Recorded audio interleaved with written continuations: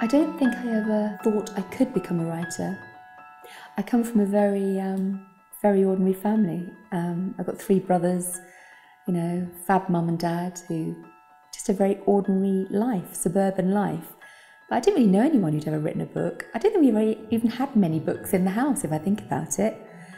But I always loved to read, and every time I read a book, I'd either think, I could do better than that, or I'd read a book and think, I wish I'd written that.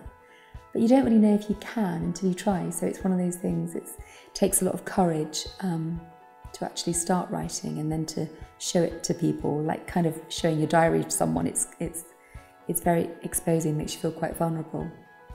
And I had a great career. I was the main breadwinner. I was a management consultant and kind of on that little hamster wheel, of earning money, paying rent, providing food, looking after the kids without really looking up.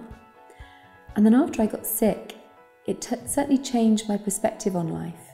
It made me realise that this is my one life, and what do I want to do with it? Did I want to be travelling all over the place, with limited time at home, not seeing my kids, not seeing my husband? The answer is no, I didn't.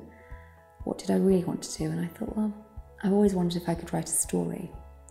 My husband is a soldier, and he was posted away on tour. He was gone for a few months, and it's always a very difficult time when he's away. I just find it, I don't function properly, I don't breathe properly, I just can't wait for him to come home. You just count down those days. And I started to think about what would happen if I got the knock on the door that many of our friends have had, saying that he was either injured or hurt, injured or killed. And I thought about those scenarios and imagined how I would feel if I did get that knock on the door. And I started to think what I would do if that happened to my husband. The idea was just unthinkable.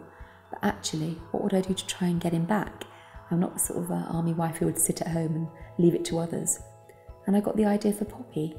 And I wrote the book very quickly. And obviously it's based on an army wife who does get the knock on the door we all dread.